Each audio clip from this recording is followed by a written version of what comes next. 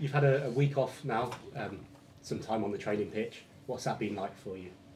Yeah, no, for me, it was a week that I was really looking forward to because since landing here and having the 4 or 5 games in the 15, 16 days, it limited the time on the training ground. So for us, it's been a welcome week to really get together and work.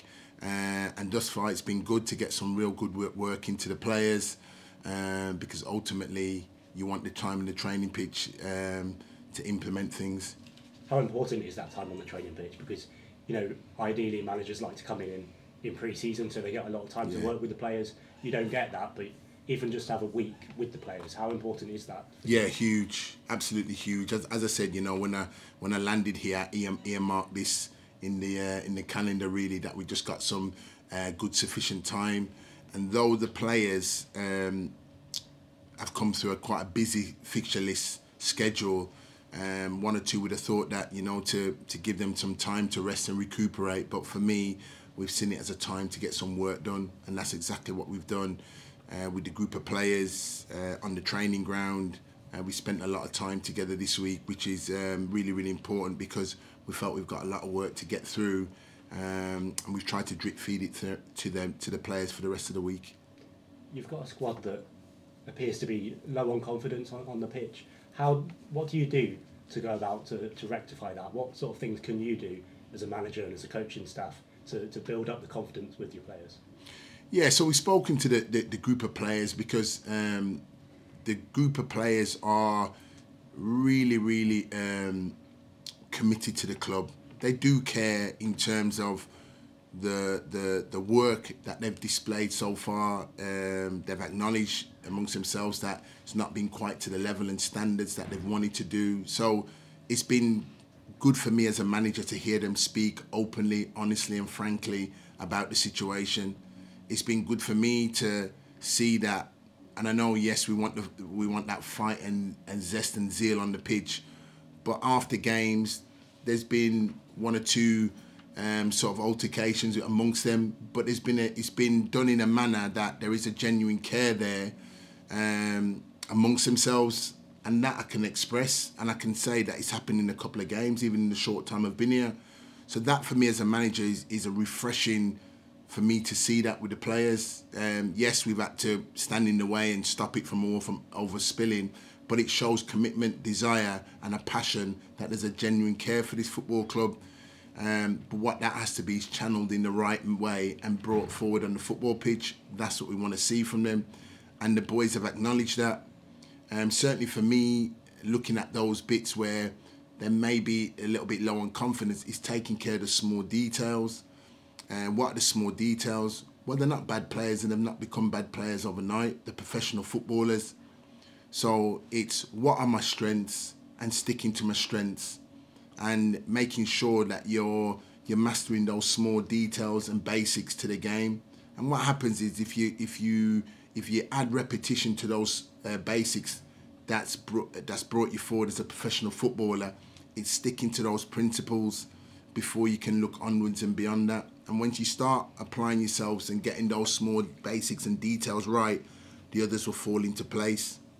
And I'm asking them as individuals to do that within themselves, and then collectively, if you've got a team of players doing that individually, looking after the small basics, then guess what? When you look around, the whole team's performing better and staying in games longer and causing the opposition more problems.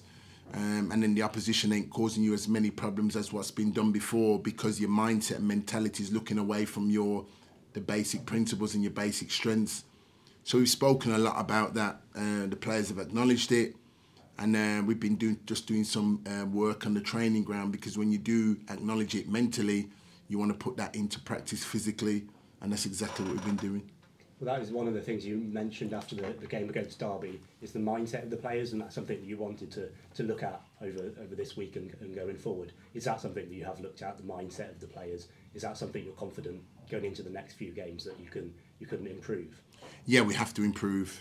We've got to improve. It's as simple as that, because if we stay in the same position mentally that we've been before, then you get the same results. So we've had to detail training in different way, put different scenarios in place, when they've arrived at the training ground, certain different things, practices that we're putting into place, changing one or two personnel that they probably would have been used to coming in on a day-to-day basis. All those small details that we can do to affect change, or however small or however big you deem it to be, let's make a change, because we want to see change in terms of results on the pitch.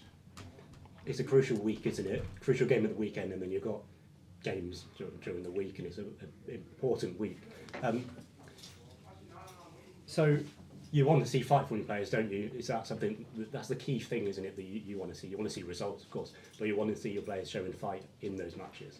Yeah, absolutely. It's a lot of people ask for the fight, but for me, that's a standard practice. Is that that commitment and desire that you want from the players from the off, and I think that's where the frustration levels have boiled over from them, because they've probably been so preoccupied thinking about other things or allowing other things to affect them, that the passion, the desire, the commitment, the hard work has probably gone amiss.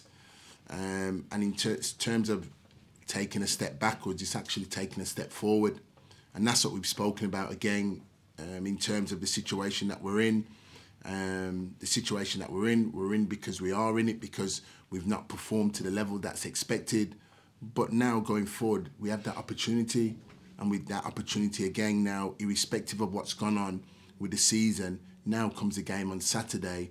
And from now to the end of the season, there's 12 games in the league, and that's a long term over the 12 games. But short term, we've got the game against Shrewsbury on Saturday that we're just looking forward to. And what we are looking forward to is, again, I keep saying, here at Port Vale, I've visited here as an opposition manager and a player. And when this place is in full voice, it's a fantastic arena and a stadium to be in. And one thing that has been consistent, and I'll echo this here to the Vale fans, you've been magnificent and you've been absolutely superb since I've arrived at the football club. I thank them all personally for the reception that they've given me and the support that they're giving me now. And what I'm going to echo that back to them and say to them, they're coming on Saturday, and it's a personal message to all of them. Please come, help us, we need you. And do it, more than anything, for the badge. You've supported this football club through years, through generations, through the family. Irrespective, the badge that you see me here now that I'm touching, do it for the badge. And that the club needs you, and you've been there through thick and thin through this football club. And no doubt whatever happened on Saturday, you'll come here again and be in full voice, and you're a credit to yourself. So that's one thing that I've said to the players, that the one consistent is the Vale fans will turn up, and it's their club and they're passionate, and they'll show that. What we've got to do is match that energy that's in the stadium and match it on the pitch. And that's what we want to do. And Saturday gives us that opportunity for the group of players, myself, all the Vale fans coming. If there's a Vale fan sitting next to you and he or she's quiet, man or woman, boy or girl, give them a little nudge and get them to be in full voice on Saturday, and that will be greatly appreciative.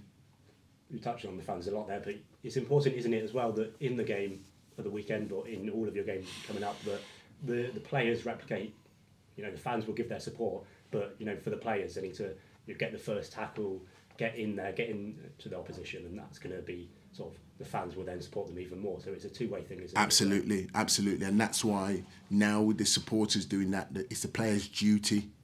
It's all we've spoken about this week, and we've spoken about that in lots this week through meetings and on the pitch. It's the players' duty, every single game, training to represent the club in the correct way, and as I said, you know, the fans want to see that passion, that commitment, that drive, that desire, because it's the club that they've supported for. And if you ask any fan if they could, they'd do anything to pull on that shirt and play, anything they'd do. So the players have to replicate that desire and that temperament shown by the fans, and demonstrate that on the pitch. On Shrewsbury, they're a team that are near you in the table, they're near the bottom of the table as well.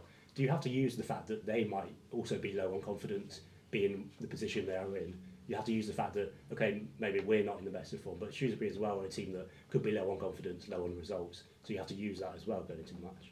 How we've seen this game is it's the next game, and it could have been anybody. It's just the next game. All we are committed to at Port Vale, it's the next game. It's the next game to put whatever's gone on this season so far to rest, because it's the next game, and it's the next opportunity for us given to perform well. It's the next opportunity to try and grab those 3 points are available, and it's the next game. So we're just shouldering them, irrespective of where the team is who we're playing against. It just happens to be Shrewsbury. That's how we're focusing on. I think we need to focus on what we're about and what we're doing.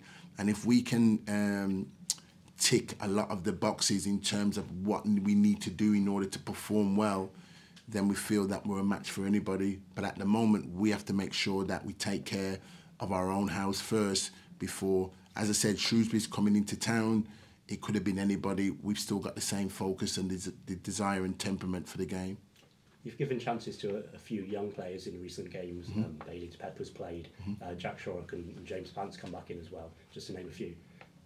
With those young players coming in, how difficult is it to bring them in at this point of the season where a team's low on confidence? Because I suppose it's a lot easier, isn't it, when you bring a player in, when the team's doing really well, you want to bring a young player into that sort of environment. So if you had a chance to have a conversation with those guys and sort of talk them through the situation, and how difficult is it as well to bring them into the team at the moment? Yeah, we felt after the Derby game, one of the most positive things with the game was Jack and Planty coming out the game, and those two being put into a situation where we had to call upon them to play because we suffered injuries to probably one or two of the more senior players. What I've said to Carol and Dave in terms of since I've arrived at the football club, and with the calibre of youngster players that I've worked with elsewhere, this club's in good hands in terms of the young players we've got here. Just to name Bailey, just to name Jack, Planty, Reese. I think amongst others that I may have missed out on, there's some wonderful young talented players at this football club, and I'm really, really enthused by the ability of the players, but not only that, the minutes that they've had at senior level, which will do them the world of good for one so young, and the future for all those players looks promising. So credit to Will as well, the academy manager, for the programme that he's set here. And you know, from what I'm hearing, there's one or two more behind those as well coming through, which is a credit. So that's been great for them. The other thing what can happen with those players is the young players coming with the fearless. They're just playing fearless because they see it as an opportunity to get in the first team, to play in front of a crowd that they're energised by, and they just want to play on the front foot. And I think the crowd have seen that from the younger players. And credit to all you Vale fans that got right behind them and stuck with them. And sometimes the situations present that. Yes, in the current situation, yes, you want to use some of your more experienced boys because they've probably been around the block and know.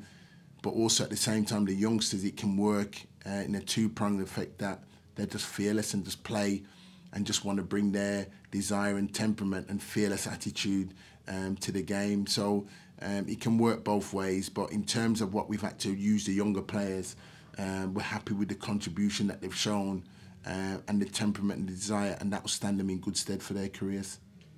Just finally on the injuries you've had to a couple of players, what's the situation looking like at the moment with some of the players that have been out recently that might be coming back? Yeah, I think Wilson's back and trained. Sang's come back and trained, and the other one would have been Dan Jones has come back and trained. Now they've all managed to train, so we hope that today. So hopefully, you know, over the next 24, 48 hours, they'd have no reaction from their injuries that they've had, which kept them out really. So to have those back is welcomed. You know, to give Mitch 30 minutes, Mitch Clark 30 minutes last week. He was always going to play 30 minutes. That was great for him that he got stretched to those limits. Mitch has got to come through another week of volume, and we'll see where he's at. I'm just trying to think of any others Really, Ryan Loft, I think we missed out last week. Lofty's had a real serious cut to his lip, and again, you know, that was about in terms of where he sustained the cut against Fleetwood. It was quite visible, really, and he couldn't have any contact, so he's been quite swollen, but he's trained and he looks okay, really. So he's been back in training, so that's great to have him back as well.